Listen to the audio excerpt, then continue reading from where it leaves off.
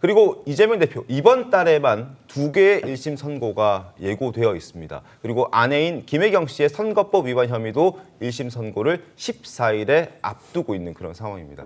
시간에 쫓길 수밖에 없겠죠. 자, 화면 함께 보겠습니다.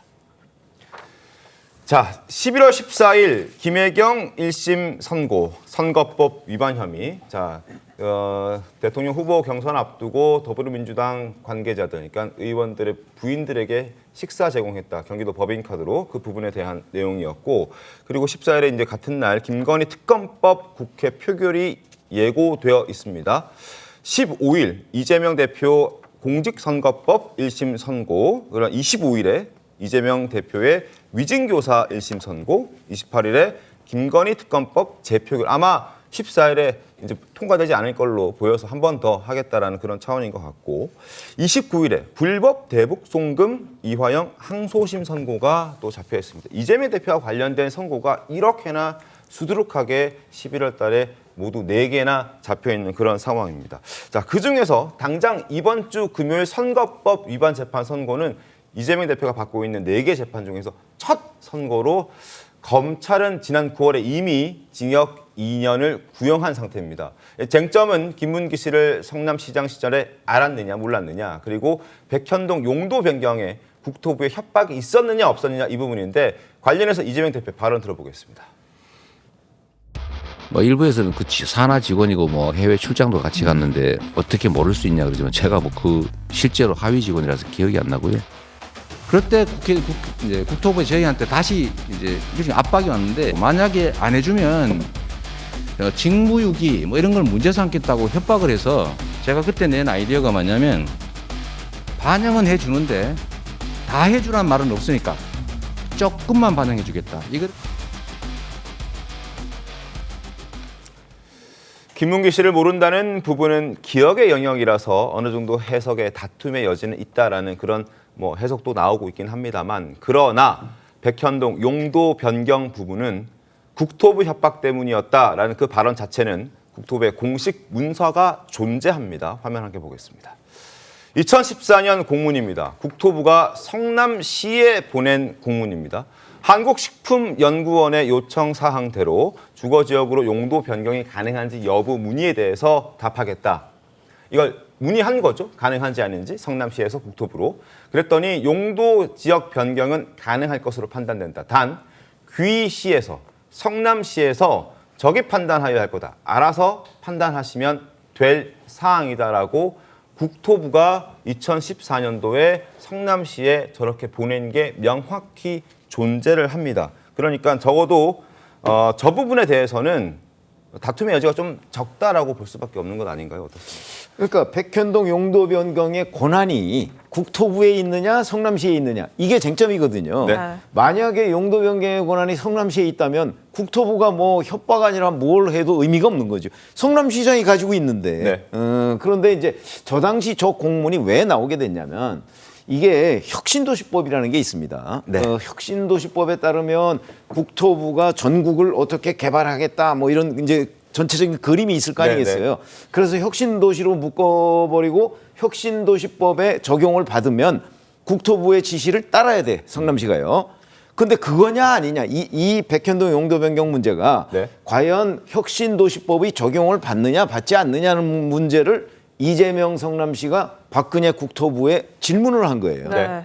그러니까 박근혜 국토부에서 이건 혁신도시법 적용을 받는 게 아니다. 그 얘기는 우리의 권한이 아니다. 이재명 성남시장께서 알아서 하시지요. 이런 공문이거든요. 네. 협박이라는 게 먹힐 수가 없는 거죠. 협박은 이재명 대표가 뭐 안 들어줄 수 없는 상황이 그걸 만들었으면 협박이지만, 이거는 이재명 성남시장님의 권한이니까 알아서 하세요라고 안내한 거거든요. 의문의 여지가 저는 없다고 생각하거든요. 적어도 이 부분에 관해서는. 네. 그렇기 때문에 그 민주당에서 얘기하는 뭐 각종 토론회나 아니면 지금 그 이재명 대표 무죄를 주장하는 쪽에서도 백현동 용도 변경과 관련해서 얘기를 안 하고 있잖아요. 왜 그럴까요? 저는 그 부분에 별로 의문의 여지가 없다고 생각하기 때문이라고 판단을 하고 있고요. 이제 김문기 씨를 알았느냐 몰랐느냐는 이제 기억의 영역이라고는 하지만, 그거는 저는 뭐 상식의 영역이다 이렇게 생각하겠습니다. 네. 거기에 대해서 조금만 이제 추가를 하자면은 이재명 대표가 판넬까지 준비해 와가지고 준비한 발언을 했는데 그 전체가 허위라 가지고 지금 민주당에서 반박을 못하는 거예요. 왜냐하면 최병민 의원님 정확하게 지적하셨는데 혁신도시법이 적용됩니다. 그 법에 따르면 따를 수밖에 없는 의무가 있습니다. 그런데 따르지 않으면 직무유기 등 이런 걸 문제 삼는다고 해서라고 발언을 했어요. 근데 네. 혁신도시법이 적용되면 따라야 되는 의무가 발생해요. 의무를 따르지 않을 경우에 당연히 직무유기 등이 문제가 될 수 있겠죠. 근데 애초에 법상의 의무가 없어요. 적용이 안 돼요. 그럼 의무가 없고 직무유기 등이 문제될 수가 없겠죠. 그러니까 이 발언 전체가 허위라 가지고 누군가로부터 그런 협박성 발언이 있다고 들었는데라고 얘기는 했지만 공무원을 뭐 수십 명을 뒤졌지만 네네. 찾을 수가 없었잖아요. 그런 사실이 존재하지 않기 때문이에요. 첫 단추에 의무 발생에 대한 법 자체가 적용이 되지 않아요. 첫 단추부터 꿰지지 않기 때문에 판례를 들고서 설명했던 내용 전체가 허위라서 민주당에서도 논리적인 반박을 못하는 것입니다. 그렇긴 한데 네. 지금 말씀 주시는 그 적의 판단이라는 공문 자체가 뭐 이재명 대표에게 불리한 자료라고 뭐 판단할 수도 있을 것 같습니다. 그런데 이 사건, 특히 백현동 관련된 이 사건에 대해서는 이 공문만 관련 자료가 있는 게 아니거든요. 관련해서 또 다른 공문들도 수차례 존재하고 또 관련해서 이재명 대표는 당시에 국토부로부터 한 3, 4년간 지속적인 요구를 받았다는 겁니다. 용도 변경을 해달라는 요구를 받아왔고 그리고 대통령도 협조해달라는 요청이 있었기 때문에 상당한 심리적 압박을 받았다는 것이고 그 압박에 대한 표현을 좀 과장해서 협박이라고 표현한 것은 있지만 결국 중요한 핵심은 그 당시에 국감장에서 이야기할 때는 결국 본인이 받았던 심리적인 압박을 좀 표현하는 방식을 협박으로 표현했다라는 것이거든요. 그렇다면 사실 250조의 공직선거법 250조의 그 허위사실 공표조에 보면 후보자의 자질과 관련된 행위 부분에 대해서 허위사실을 공표했을 경우에 처벌받는 조항이 있기 때문에 과연 이 부분, 그러니까 이제 국토부로부터 여러 가지 요청을 받거나 요구를 받았던 부분들을 조금 과장해서 협박이라고 표현한 부분 자체가 과연 허위사실 공표죄에 해당할지 여부는 법리적으로 좀 따져볼 부분이 있을 거라고 근데 생각됩니다. 협박이라는 건 주관적인 영역이다라고 얘기하시는데 법 적용이라는 건 객관적인 영역이잖아요. 네. 근데 법이 적용됩니다라고 명시적으로 발언을 하셨어요. 그거에 대해서는 주관적으로 무슨 감정의 문제일 수가 없잖아요. 첫 단추 자체가 허위이기 때문에 뒤에 있는 감정의 문제는 사실 그거는 법적으로 고려 대상이 별로 의미가 없습니다. 알겠습니다. 알겠습니다. 이 백현동 용도 변경 문제와 관련해서는요. 이재명 대표와 이 당시 원희룡 전 국토부 장관의 해석도 첨예하게 갈리는데요. 이 부분도 한번 짚어보겠습니다. 국토부 장관이 도시관리계획 이거 변경 요구하면은 지방자치단체장은 반영해야 된다. 의무 조항을 만들어놨습니다. 버티다가 결국 다시 또 국토부가 식품연구원이 됐으면 별도의 공문을 보냈습니다. 애로사항 해소를 위해서 적극 참여해라. 도시계획 규제를 해제하고 발굴해라.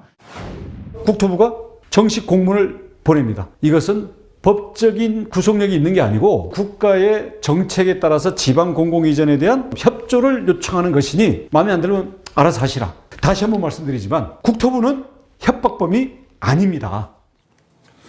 국토부 장관이 도시관리 계획 이것을 변경 요구하면 지자체장은 반드시 반영해야 된다. 의무 조항을 만들어놨다라고요. 아니 그게 혁신도시법이에요. 그러니까 예, 예. 이거는 아까 혁신도시에 적용되지 않는다는 말씀이었던 그렇죠. 거잖아요. 그러니까 그게 이재명 성남시가 궁금하니까 국토부에 물어본 거예요. 이게 우리가 반드시 따라야 되는 네. 겁니까? 그러니까 국토부가 아닙니다. 이렇게 아닙니다. 얘기한 거잖아요. 하지만 근데 이재명 대표는 이 부분을 또 한 번 더 강조하는 거라고 봐야 되겠네요. 그렇다면. 그렇죠. 그러니까 이재명 대표는 적용된다부터 시작하셨는데 이게 적용이 안 되고 공문에서도 적용되는 게 아닙니다라고 했기 때문에 이 발언 전체를 놓고서 허위라고 하는 것이고 이 발언 전체가 지금 공소사실로 들어와 있거든요. 네. 근데 협박이다라고 해서 감정의 영역이다라고 하는 거는 지금 사안을 축소해가지고 지금 줄여서 얘기하고자 하는 이재명 대표나 민주당의 바람일 뿐이지 저 앞에서부터의 발언이 다 기재돼가지고 다 허위사실로 지금 공소제기가 돼 있습니다. 알겠습니다. 두 가지를 좀 나눠서 볼 게 있는 게 저 공문 자체만 보면 말씀이 좀 맞는 것 같고요. 네.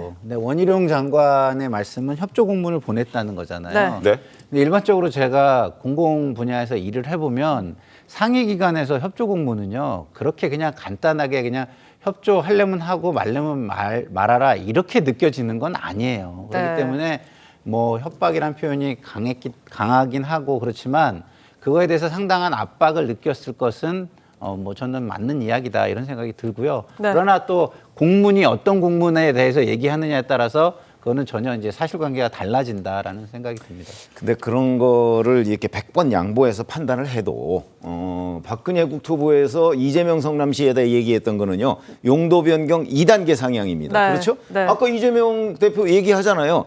조금만 반영했다. 그러면 한 1단계 정도 반영했다고 하면 그 말이 맞을 수 있지만 4단계를 종상향했어요. 네. 4단계를. 그렇죠? 박근혜 국토부에서 얘기했던 것보다 훨씬 더 해줬어요. 왜 그럴까요? 그 부분은 뭐 며칠 뒤에 이제 판결이 나올 테니까 한번 네. 보시죠.